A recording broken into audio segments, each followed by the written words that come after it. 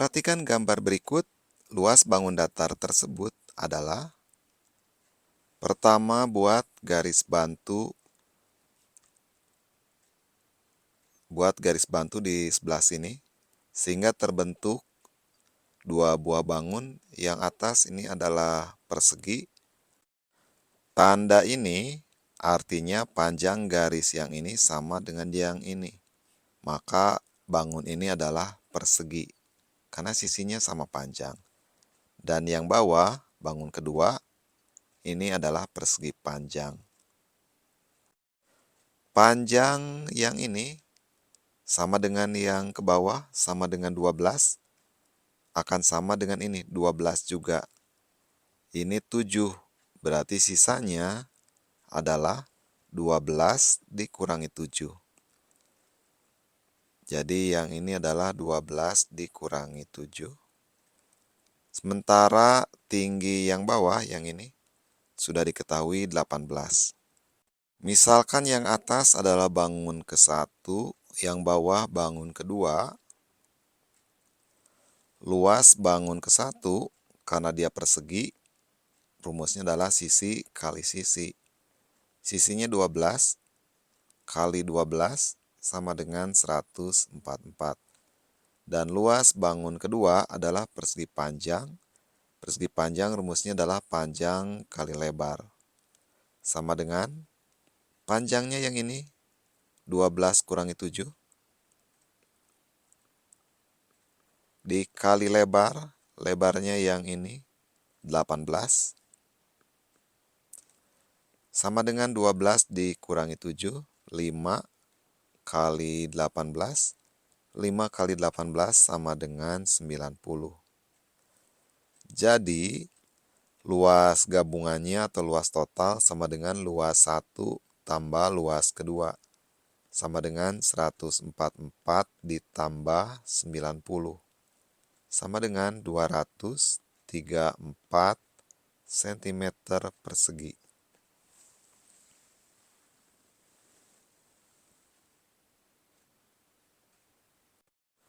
Perhatikan gambar berikut. Luas daerah yang diarsir adalah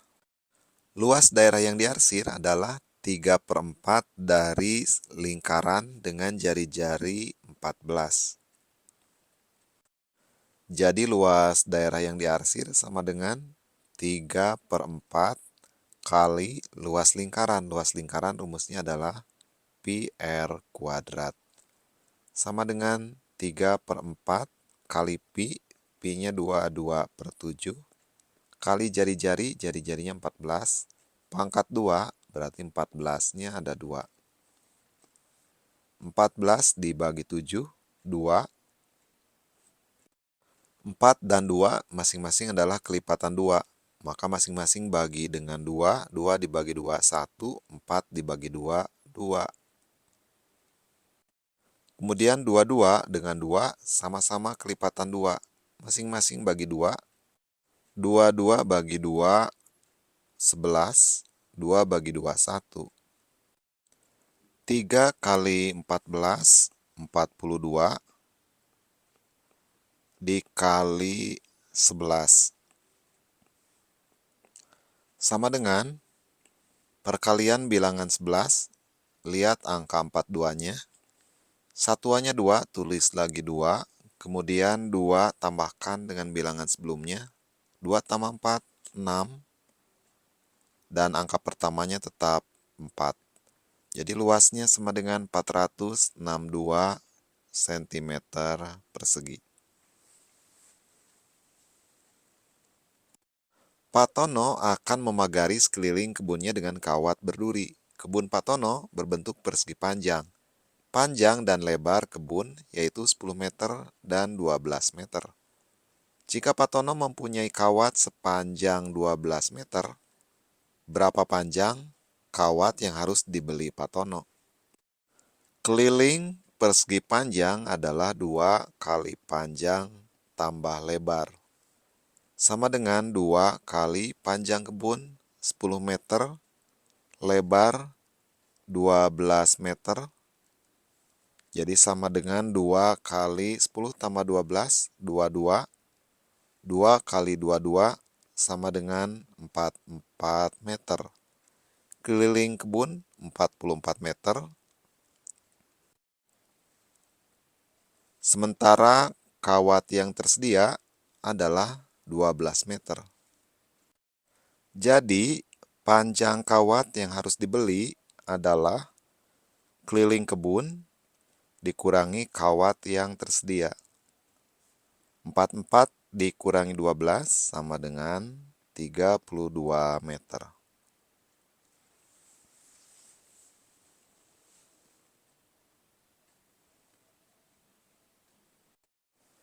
Perhatikan sifat-sifat bangun datar berikut. 1. Mempunyai dua pasang sisi yang sama panjang. Kedua, kedua diagonalnya saling berpotongan tegak lurus. Ketiga, kedua diagonalnya sama panjang. Keempat, sudut-sudut yang berhadapan sama besar. Kelima, memiliki satu simetri lipat. Sifat-sifat bangun datar layang-layang ditunjukkan oleh, misalkan ini adalah sketsa sebuah layang-layang, maka sifat-sifat layang-layang adalah yang pertama mempunyai dua sisi yang sama panjang. Panjang AD sama panjang dengan CD, ini satu pasang. Dan panjang AB sama dengan panjang BC. Jadi ada dua pasang sisi yang sama panjang. Jadi yang benar pertama pernyataan 1 ini benar. Merupakan sifat layang-layang. Yang kedua sifat dari layang-layang adalah sudut A ini sama besar dengan sudut C.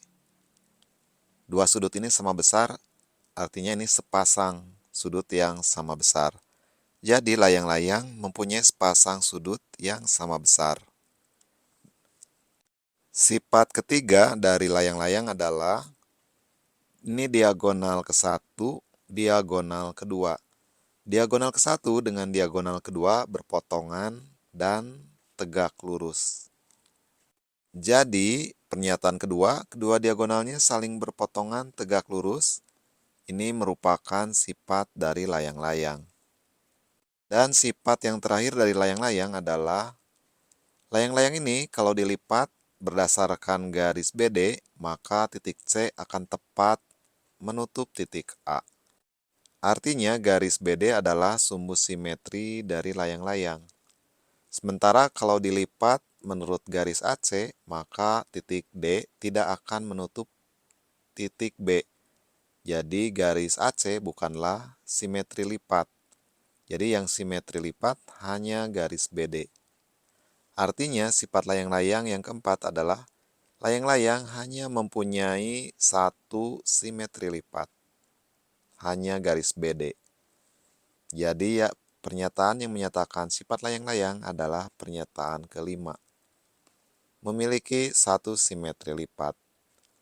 Jadi dari 1 sampai 5 yang merupakan sifat layang-layang adalah 1, 2, dan 5. 1, 2, 5. Jadi jawabannya adalah yang B.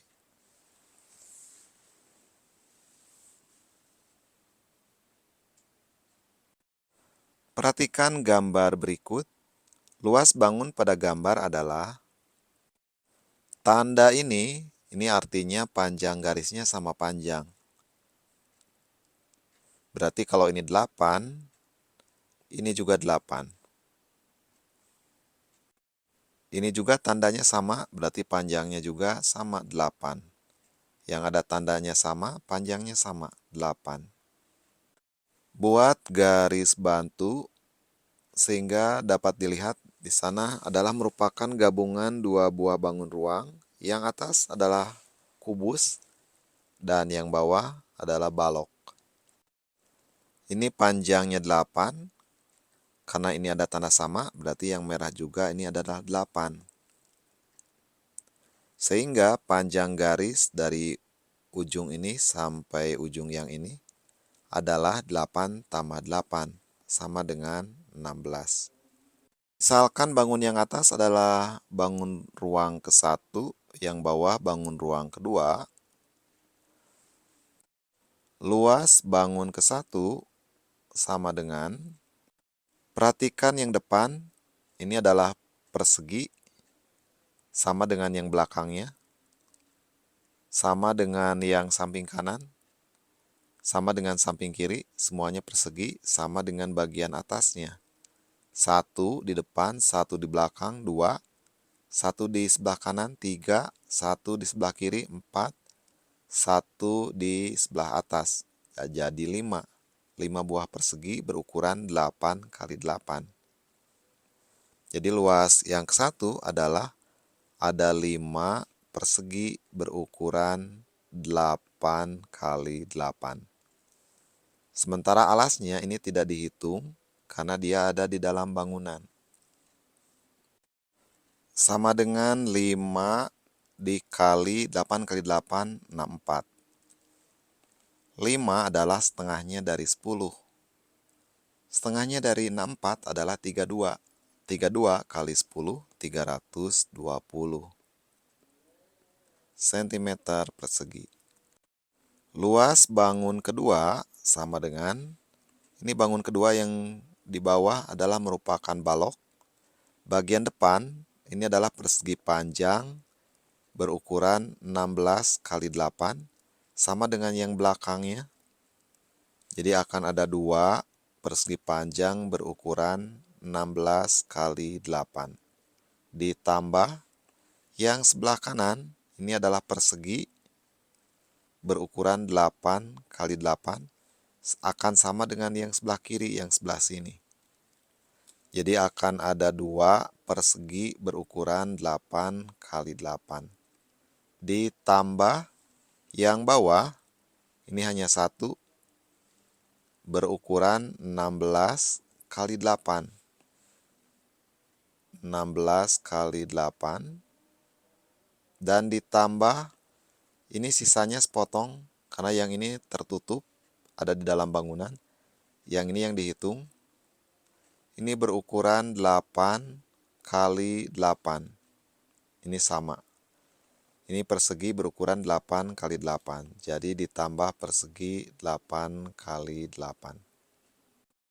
2 kali 16, 32. 32 kali 8, 256. Sama dengan 256 ditambah 8 kali 8, 64. 64 kali 2, 128. Ditambah 16 kali 8, 128. Ditambah 8 kali 8, 64. Sama dengan 256 tambah 128 tambah 128 tambah 64, 576. Luas bangun gabungan adalah luas bangun 1 ditambah luas bangun 2. Luas bangun 1 320 cm persegi ditambah 576 cm persegi. Sama dengan 896 cm persegi.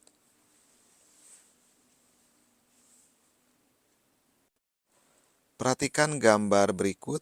Banyak rusuk pada bangun ruang tersebut adalah 1, 2, 3, 4, 5, 6, 7, 8, 9, 10, 11, 12, 13, 14, 15, 16. Jadi banyak rusuk pada bangun gabungan adalah 16.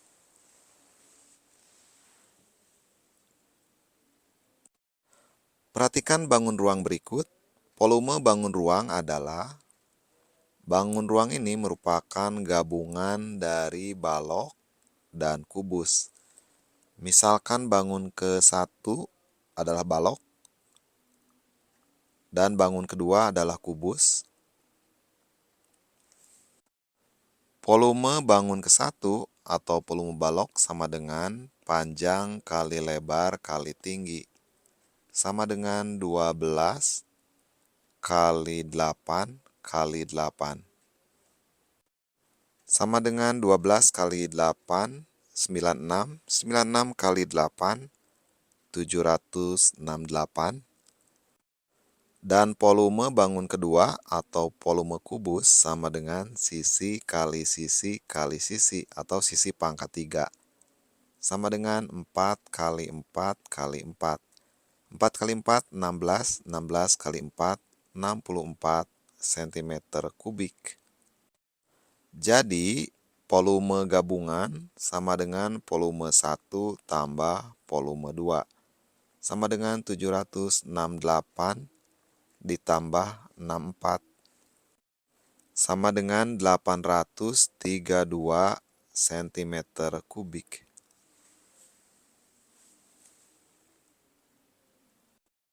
Penjualan beras di kios Juara 1 selama 1 minggu sebagai berikut. Berdasarkan data di atas, dapat disimpulkan bahwa penjualan beras tertinggi ditunjukkan dengan batang yang tertinggi. Dari gambar terlihat bahwa batang tertinggi terjadi pada hari Minggu. Ini batang tertinggi. Dengan demikian, kesimpulan A, penjualan beras tertinggi terjadi pada hari Rabu adalah salah. Pilihan A salah. Pilihan B, pada hari Minggu terjadi kenaikan penjualan beras tertinggi.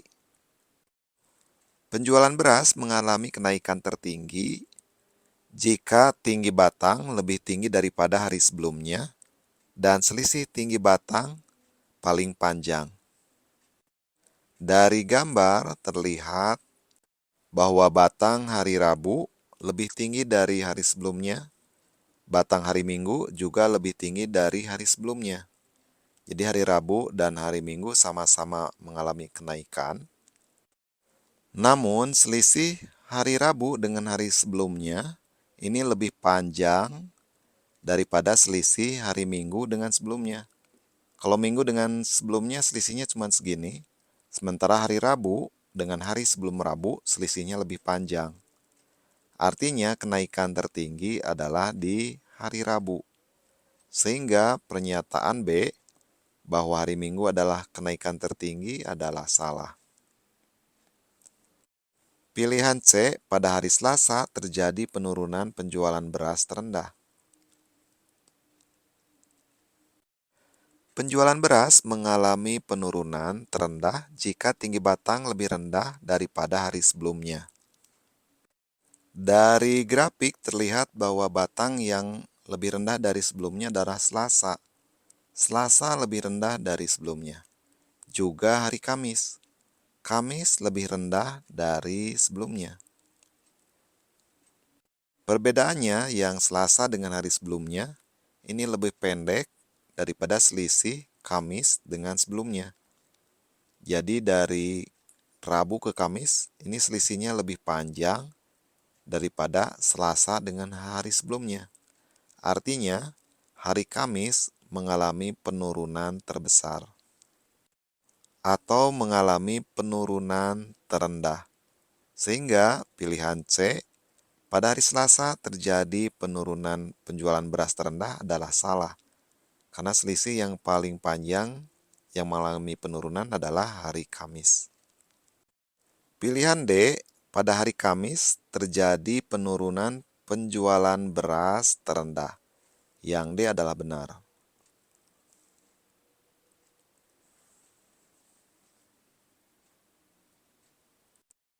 Tabel berikut menyajikan jumlah pasien yang berkunjung ke Poliklinik Mitra Sehat pada hari Senin. Modus dari data tersebut adalah data atau datum yang paling sering muncul. Dari tabel terlihat bahwa Poliklinik Mata jumlah pasiennya 15, sama dengan bersalin 15. 15 adalah angka terbesar. Jadi modusnya adalah Poliklinik Mata dan Poliklinik Bersalin, karena sama-sama 15 pasien, paling besar. Jadi jawabannya adalah yang A, Poliklinik Mata dan Bersalin.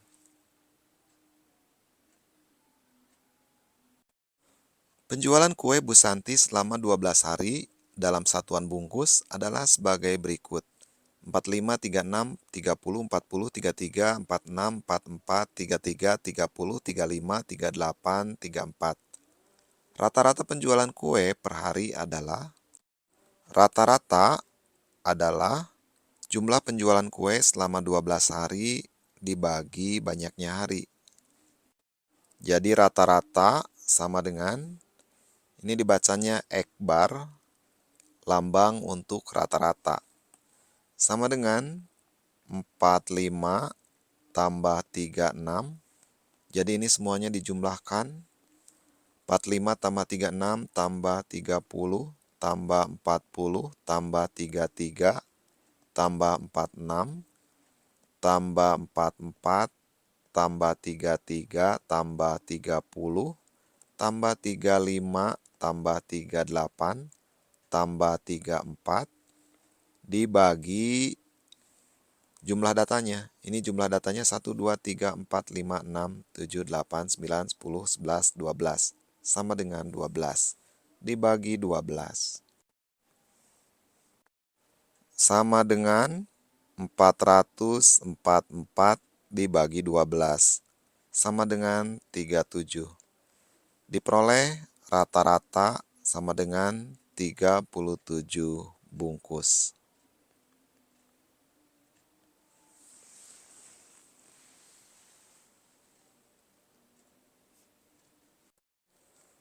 Soal pilihan ganda kompleks. Bacaan berikut untuk soal nomor 21 sampai 23. Berdasarkan bacaan di atas, berilah tanda centang pada pernyataan yang benar.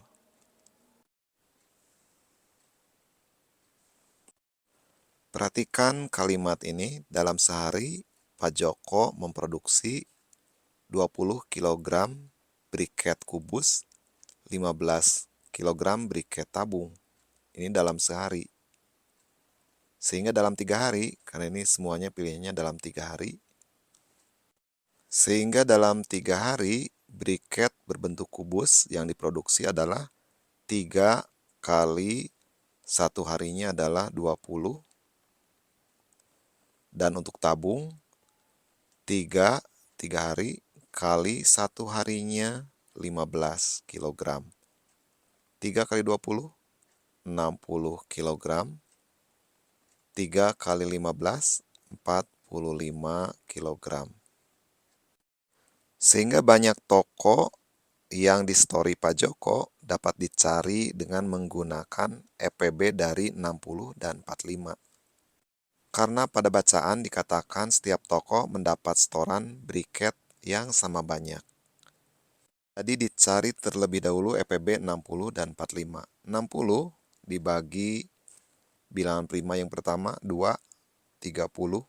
30 dibagi 2, 15. 15 tidak bisa dibagi 2, bagi dengan bilangan prima berikutnya, bagi 3, sama dengan 5. Jadi 60 dalam perkalian bilangan primanya adalah 2 pangkat 2, karena 2-nya ada 2, dikali 3 kali 5. 45 tidak bisa dibagi 2, bagi dengan bilangan prima berikutnya yaitu 3, 15. 15 bagi 3 sama dengan 5. Jadi 45 sama dengan 3 pangkat 2, karena 3-nya ada 2, kali 5. EPB, pertama lihat bilangan yang dipangkatkannya. Untuk EPB, bilangan yang dipangkatkannya harus ada di kedua barisnya.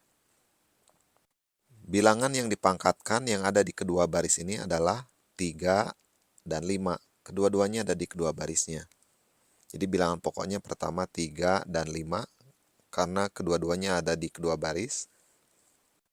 Kemudian pangkatnya ambil pangkat yang kecil. 3 ada 2, pangkat 1 dan pangkat 2.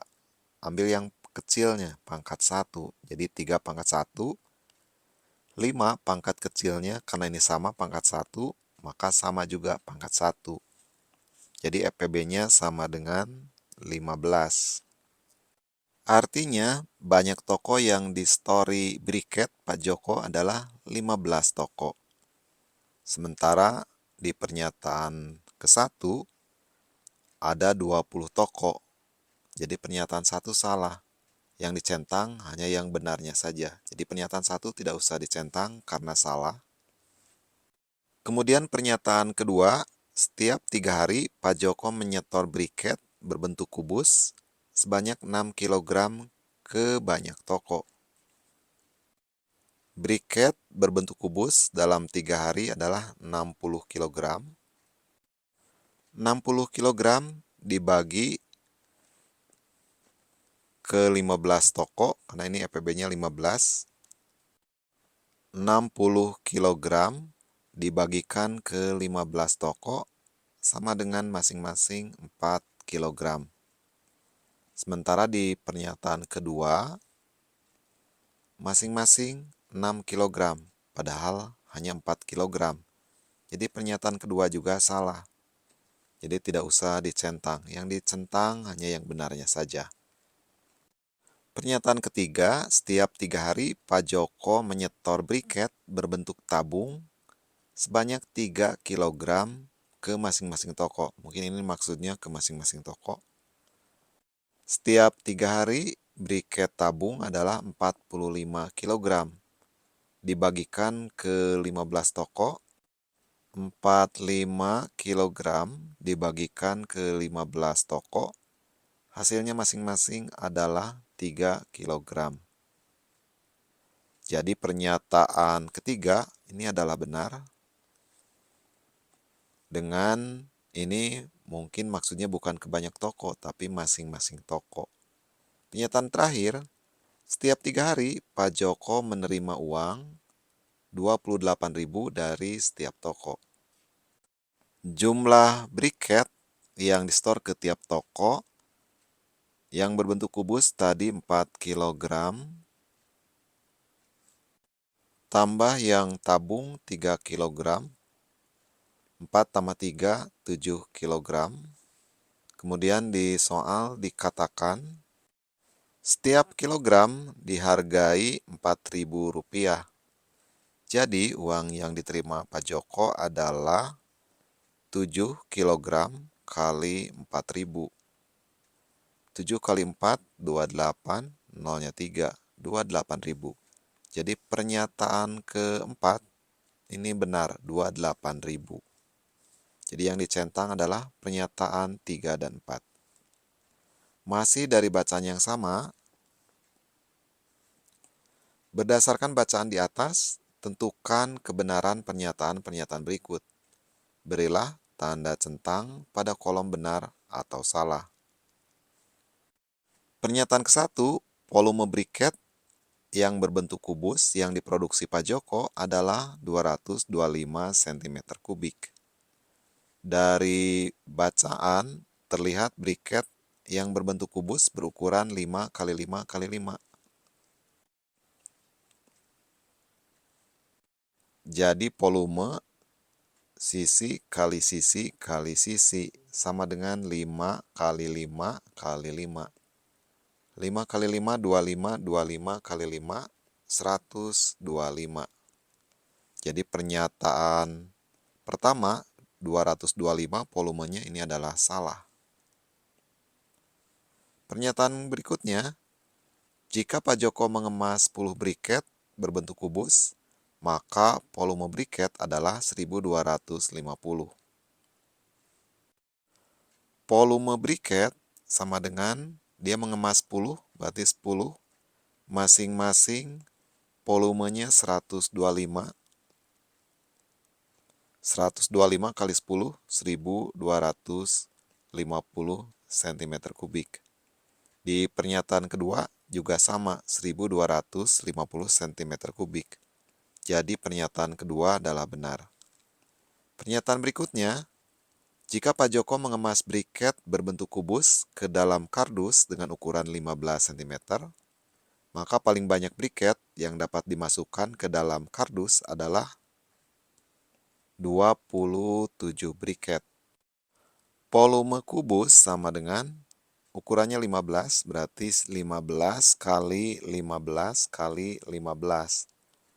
Sama dengan 3.375 cm kubik. Dan volume briket sama dengan 5 kali 5 kali 5. Sama dengan 125 cm kubik. Jadi banyak briket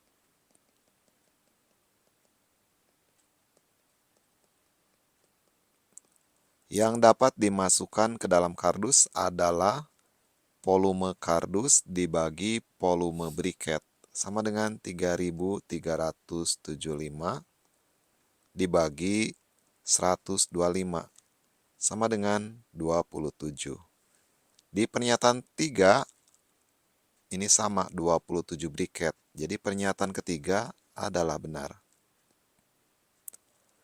Pernyataan keempat, jika Pak Joko akan membuat briket berbentuk kubus dengan ukuran 2 kali panjang sisi briket sebelumnya, maka volume briket adalah 250 cm kubik. Sisi briket sebelumnya adalah 5 cm. Kemudian kalau sisi briketnya diubah menjadi 2 kali lipatnya, jadi 2 kali 5 sama dengan 10 cm. Sehingga volume briket sama dengan 10 kali 10 kali 10 sama dengan 1000 cm kubik. Sementara di pilihan keempat 250. Berarti yang ini adalah salah. Nomor berikutnya, masih berdasarkan bacaan di atas, berilah tanda centang pada pernyataan yang benar. Jawaban bisa lebih dari satu. Yang pertama, volume briket berbentuk tabung lebih kecil daripada briket berbentuk kubus. Kita lihat bacaan gambar briket berbentuk tabung. Ukurannya adalah ini diameternya 4 dan tinggi tabung 7.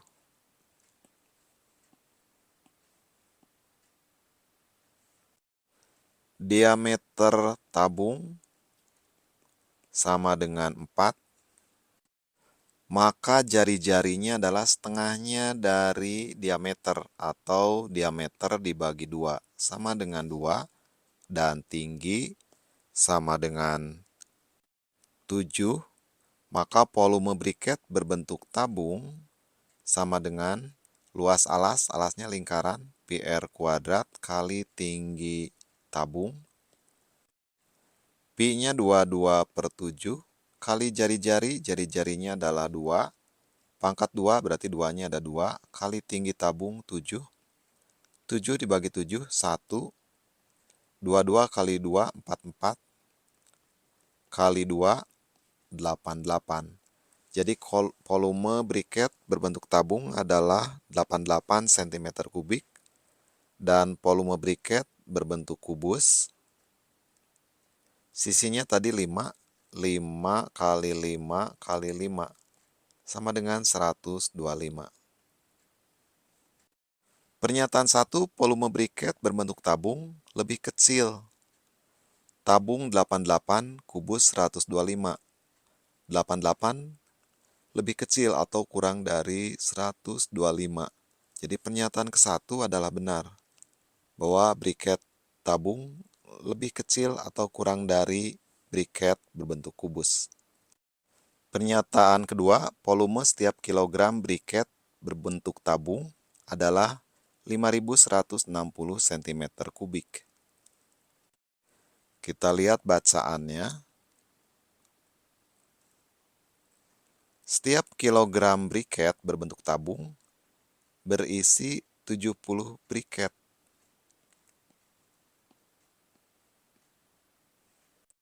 Jadi, setiap kilogram briket berbentuk tabung akan memiliki volume 1 kilogramnya ada 70 briket. 1 briket berbentuk tabung volumenya 88. Satunya 88 cm kubik. Semuanya ada 70, berarti 70 kali 88. Sama dengan 6.160 cm kubik. Sementara di pernyataan kedua, 5.160 cm kubik. Jadi pernyataan kedua adalah salah. Jadi tidak usah dicentang, karena yang dicentang yang benar. Pernyataan ketiga, jika Pak Joko membeli kardus berbentuk kubus berukuran 15 cm, jumlah briket tabung yang dapat dimasukkan maksimal 38 briket. Volume kardus sama dengan sisi kali sisi kali sisi atau sisi pangkat 3. 15 kali 15, 225, 225 kali 15, 3.375 cm kubik. Sementara volume briket berbentuk tabung adalah 88. Sehingga banyak briket yang bisa dimuat dalam kardus adalah volume kardus dibagi volume briket berbentuk tabung. Sama dengan 3.375 dibagi 88. Sama dengan 38,35. Jadi, banyak briket tabung yang bisa dimuat ke kardus hanyalah 38 briket. Jadi, jawaban pernyataan ketiga adalah benar. 38 briket. Pernyataan keempat, jika Pak Joko ingin memasukkan 60 briket ke dalam satu kardus berbentuk kubus, diperlukan kardus dengan ukuran 17 cm. Volume kardus sama dengan sisi kali sisi kali sisi. Sisinya 17, kata pernyataan keempat. Sama dengan 17 kali 17 kali 17, 4.913 cm kubik. Ini volume kardus. Banyak briket yang bisa dimuat sama dengan volume kardus dibagi volume briket. Volume briket tadi 88 cm kubik. Sama dengan 55,8. Ini dibulatkan, jadi maksimal hanya 55 briket. Sementara Pak Joko ingin memasukkan 60. Jadi pernyataan keempat adalah salah. Untuk memasukkan 60 briket, maka diperlukan kardus berukuran lebih besar dari 17 cm.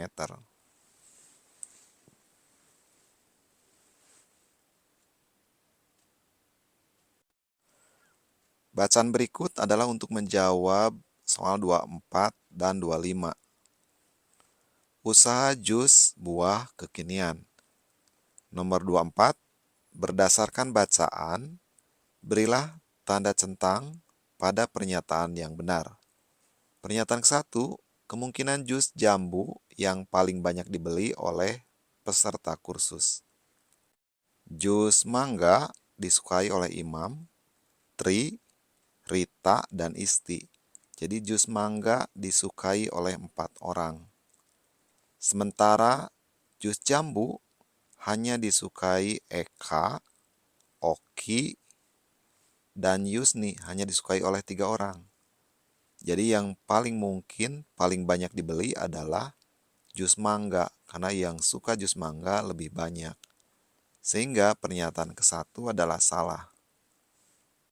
Pernyataan kedua, kemungkinan jus mangga yang paling banyak dibeli oleh peserta kursus. Ini adalah benar. Karena jus rasa mangga lebih banyak disukai. Ada 4 orang yang suka jus mangga, yang lainnya kurang dari 4. Pernyataan berikutnya, kemungkinan jus sirsak yang paling sedikit dibeli oleh peserta kursus. Yang suka mangga 4, yang suka jambu 1, 2, 3,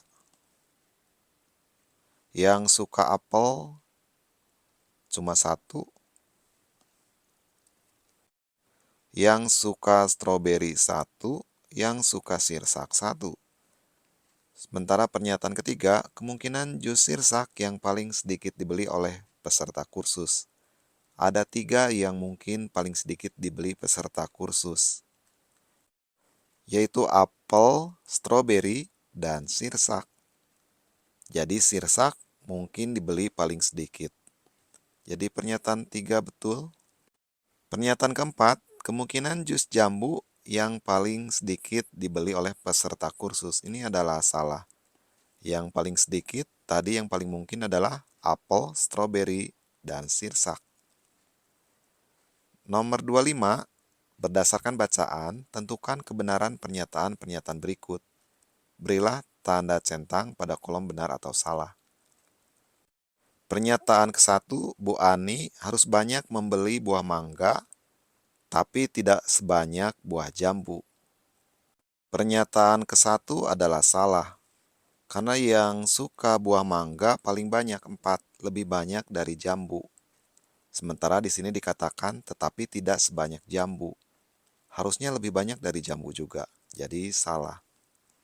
Pernyataan kedua, Bu Ani harus membeli buah jambu tetapi tidak sebanyak buah mangga. Yang ini baru betul, karena jambu lebih sedikit dari mangga yang sukanya. Pernyataan ketiga, Bu Ani tetap harus membeli buah stroberi, apel, dan sirsak dengan jumlah yang sama.